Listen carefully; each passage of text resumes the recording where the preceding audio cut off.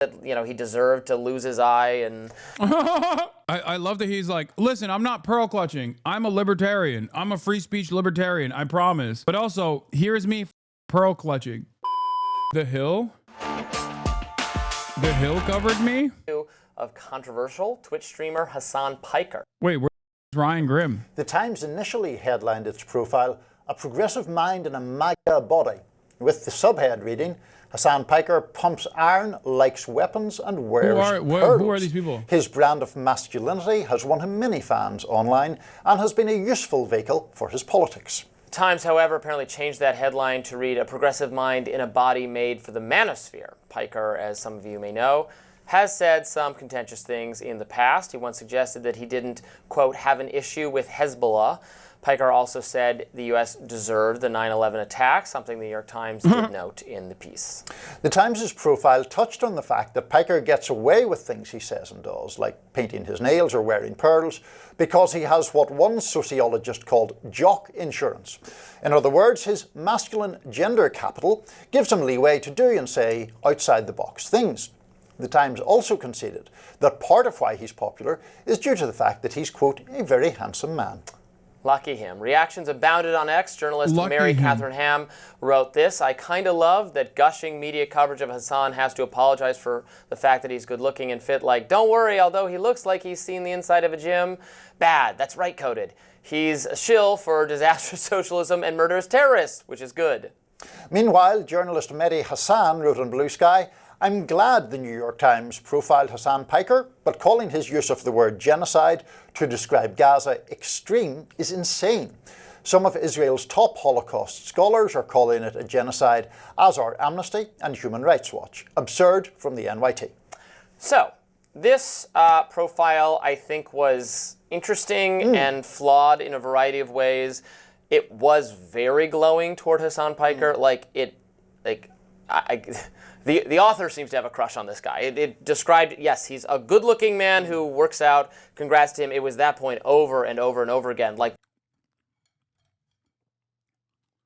Bro, take it out of your mouth, dude. Why are you eating?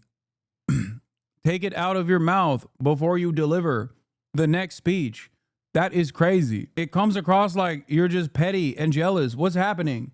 It's in the style section, man. Yeah, that's why. It's about style. That's shocking. Also, it's kind of weird, the initial framing that, like, a MAGA body, that part. Right, liberals are trying to manifest the idea that only conservative people work out. I'm not even sure that on average, if you went through the entire country, that conservative people are going to be in better shape than liberal. Okay, I do agree with this. Liberals probably by and large are healthier than conservatives are. That was a major L for the New York Times. They did the classic thing where they come up with a title that makes everybody pissed off. Like everyone from every part of the political spectrum. Shut up. I stopped consuming Cereals 2 years ago. Liberals could never. People, that might, it probably breaks down by income level and a bunch of other things. And urban, rural, and all that. There is something true, however, to the fact now that, I mean, I've seen plenty of articles in like ridiculous liberal publications being like, do you like working there are no out? Ridiculous liberal publications, Robbie. Like, what's that? I was thinking like Jezebel type place. I don't even know if Jezebel's still in operation, something like that. Like, working out is right-wing coded, and are you secretly a fascist if you work out? There has been a lot of that discourse in progressive circles now, so I see where they got this idea, but it's not true that working out is somehow right-wing coded. Look, I don't actually pay very much attention to Hasan Piker. He is a big deal on Twitch. He's very, very left-leaning, like extremely socialist, extremely anti-Israel.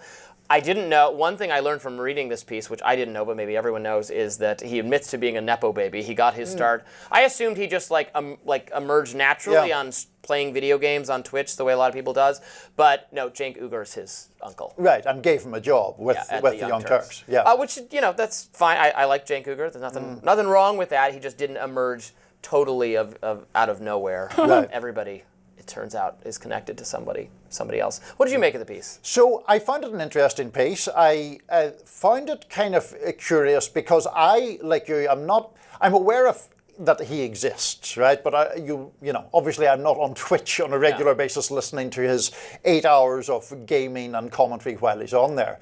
To me, in terms of the politics of what he said, which seems to be exercising the right a lot, you know, some of the things that he is being lambasted for seem to me to be sort of clumsy wordings of legitimate arguments. So, for example, on the Gaza thing, he's talking about the fact that he believes essentially that the Israeli response to October 7th has been so brutal that it can't be justified regardless of exactly what happened on October 7th. He regards it as except no, it's not. No, he's trying to say exactly what happened on October 7th isn't like he's taking a position where he understands where I'm coming from, but he's taking a couple extra leaps here. Disproportionate, whether or not. No, that's not what I said. I didn't say it's disproportionate to October 7th. I said it's a genocide, and genocide is never appropriate, no matter what. He's whitewashing my words in a way that is, more appropriate for their audience. Yeah, I take serious stances or talk about serious issues, but in a clumsy way. That's true. I wouldn't even say that's wrong. I think that is true. But what he's doing here, I think, is liberalizing my assessment. There were Israeli people on October 7th or not. That is not something I would say. I don't think it is wise or sensitive to get into that whole debate about, well, if people were or were, that changes or doesn't change the equation. Why?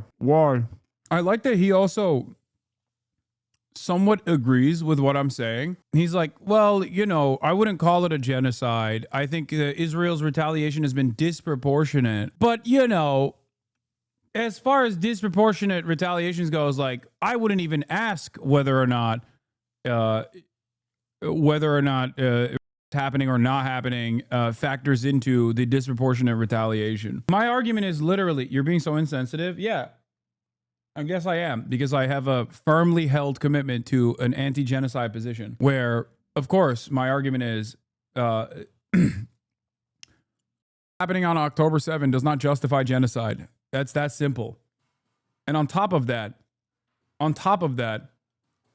due to the fact that the Israeli first responders absolutely botched all of the readily available forensic evidence before doing any sort of forensic examination, we don't even have any evidence beyond the suspicions that it took place. Even the UN report shows that reality, with the exception of one firsthand account from a hostage that wasn't on October 7, and it's still unjustifiable. But guess what? It still doesn't legitimize genocide. Just as there is a 49-page report from the United Nations that literally spells out Israel's systematic use of rape and assaults as a weapon to wield against the Palestinian population. It's attacks on facilities that are trying to. It's attacks on hospitals. It's attacks on facilities that try to provide birth in the midst of a genocide, and also the systematic that they do in their prison structure to Palestinian captives does not justify doing a genocide to Israel. It's not that complicated. The only reason why you would have an issue with this argument is because you think Palestinians are not human. It's that simple. Israel did a pro January 6th. And I don't think that would justify Tel Aviv. I don't think so. I don't believe that. Because I want people to live. I want people to become better versions of themselves. I want people to recognize their faults and rehabilitate. But I see his central point is that the Israelis have gone in, killed people in the tens of thousands, and nothing can justify that. That seems to me to be his argument. September 11th, again, I would not say what he said. I'm not sure that it means that he should be, I don't know, exiled from Twitch or anywhere else. I certainly don't want him exiled from Twitch. I'm against censorship. He should be able to say whatever provocative things he wants. I do not think every criticism of what Israel does is necessarily anti-Semitic, and I'm always okay, what exactly did they say? Right. Never take their word for it on when that's being alleged. Now, all of that said, the things he's actually said over the years seem pretty incendiary to me. Again, I'm not clutching my pearls. Unlike him, I don't wear any, so I have none to pearls clutch. But he just says some awful stuff. Well, I think his views of Hezbollah. He says really violent stuff. He said I don't agree with Dan Crenshaw's views generally, but that he deserved to lose his eye and. No, I didn't miss it. I saw he made a joke, bro. I love that he's like, listen, I'm not pearl clutching. I'm a libertarian. I'm a free speech libertarian. I promise. But also, here's me pearl clutching. I mean, I deserve 9/11, and everyone who disagrees with him deserves to come to some violent end. And I think that's not true. I've never said that. That is not true. You are trying to turn this into me being anti-free speech in the process of making an anti-free speech argument. He literally said that so that he could signal to his audience that his distaste with what I'm saying is not on the boundaries of him being a pearl clutcher, but because I actually am constantly saying that, all the people that disagree with me should saying that I'm like a SJW or whatever. That's a trick. I caught you doing that. No, the real reason why he has a distaste for what I have to say is because he doesn't agree with what I have to say. But because he's supposed to present himself as a free speech libertarian, he can't turn around and attack the position and demand censorship to take place. Yeah, why you gotta it up? Yeah, if right-wing people, and there are right-wing people who similarly do use insane, contrarian ways of speaking, would not be not just lionized, but lusted over in the pages of the news. That's literally untrue. They did a profile of Curtis Yarvin. Curtis Yarvin is not only gross looking, but also on top of that, Curtis Yarvin got an interview, a whole ass interview, and he is directly in the orbit of J.D. Vance, the current vice president, and is the theorist, perhaps most responsible for all of these Peter Thiel style billionaire psychopaths. The notion that the New York Times would not actually go after and lust after or write positive articles about incredibly right-wing individuals is so stupid and so wrong. New York Times, and so that there's something a little bit selective about what is a disqualifying way of making a provocative point. Right, and that thing about Dan Crenshaw, I wouldn't defend that in any way. Yeah, we got it, dude. You're not pearl clutching, except you took the long way to just be like, they shouldn't write a glowing article about him because he said mean things. That's what it is. But he can't say it out. He can't say it out loud like that because his audience is so trained. His audience is so trained to immediately strike that down as anti-speech that he has to pearl clutch while engaging in this extra step that makes it seem like he's not pearl clutching when he very clearly is, and complain about the article. I mean, it doesn't matter. It's just like a puff piece. Who cares, dude? I don't know why this breaks your brain so goddamn hard, Early characterized. It happens to everybody. It happens to us. And right, we always want to go and check, well, what exactly did he say? I never want to rely on someone else's characterization because a lot of those, sometimes they're unfair. Right. Even for people I still do think are not good, Candace Owens, for example, said a lot of things I think are insane over the years, but people say, oh, she's, this thing she said was crazy, and they'll look and go, well, that's not, that is being not fairly characterized. It happens to everybody. It happens to us, I'm sure. No, and absolutely. And one of the conversations that I did see being seized upon was Hasan Piker talking about Hezbollah.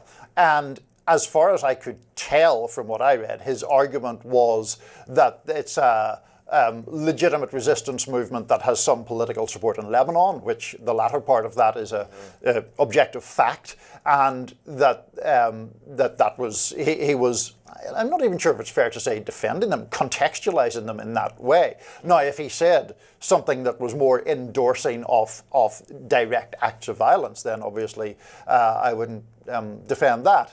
But it is I think one of the reasons that I'm approaching this slightly gingerly is that one of the people who has been most vocal in their opposition to him has been Congressman Richie Torres, a Democratic congressman who has been at the absolute forefront, I would argue, of delegitimizing or seeking to delegitimize criticism of Israel that is legitimate by painting it as inherently anti-Semitic or whatever, pro-terrorism. And so, to your point about not taking people's word but he for did it, say, Wait, did he know my ball? Is he a ball knower, chat? Did he actually get my Hezbollah take correct? over the years, but people say, oh, happens to us, I'm sure. No, and yeah, absolutely. And one of the conversations that I did see being seized upon was Hasan Piker talking about Hezbollah. And as far as I could tell from what I read, his argument was that it's a legitimate resistance movement that has some political support in Lebanon, which the latter part of that is a objective fact, and that he was, I'm not even sure if it's fair to say defending them, contextualizing them in that way. Now, if he said something that was more endorsing of direct acts of violence, then obviously I would... Ooh, my man Cook, goddamn, okay. I mean, he ain't wrong. He ain't wrong, okay. Defend that. But it is, I think one of the reasons that I'm approaching this slightly gingerly is that one of the people who has been most vocal in their opposition to him has been Congressman Richie Torres, a Democratic congressman who has been at the absolute forefront, I would argue, of delegitimizing or seeking to delegitimize criticism of Israel that... Ooh, goddamn. Yo, these guys... Okay. My goat. I don't know who this guy is, but thank you. Is legitimate by painting it as inherently anti-Semitic or whatever, pro-terrorism. And so, to your point about not taking people's word for it, I'm highly reluctant to take Richie Torres' word for it. He did say it doesn't matter if effing happened on October 7th. That's a pretty awful way to put it, I think. It is a pretty awful way to put it. I mean, you're just so... Oh, it's so gross. It's so gross. Oh, so, so you understand my point, but you still gotta glaze Israel. The dude across from you understands what I was saying, doesn't fully agree with everything that I'm saying, and still says, he is responding to this situation in a careless way. I wouldn't make that argument, but I understand where he's coming from. He is deliberately trying to obfuscate what my statement was. I hate when people do that, by the way. Oh my God. I really need to get better. I really need to be less autistic, okay?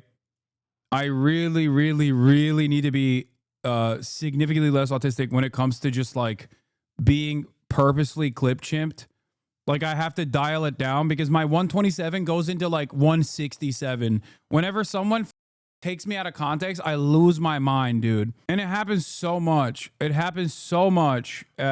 I just got to get used to it and be more gracious. I really need to dial it down. You're the usual rich dude that acts communist, don't act humble, and like you care about others. What rich dude do you know that acts communist, brother? Like, what rich dude do you know that's funding unions, working with labor organizers, actively working against the interests of capital? What are you talking about? I'm not trying to act humble. If that's your assessment, first of all, I've never acted humble. But if that's what your assessment is, that means you perceive me as being humble.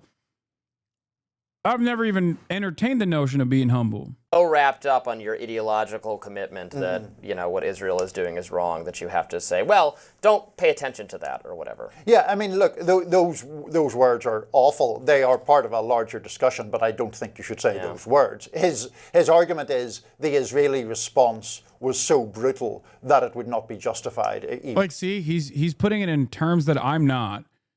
Okay, he is taking a much lighter critical approach against Israel than I have.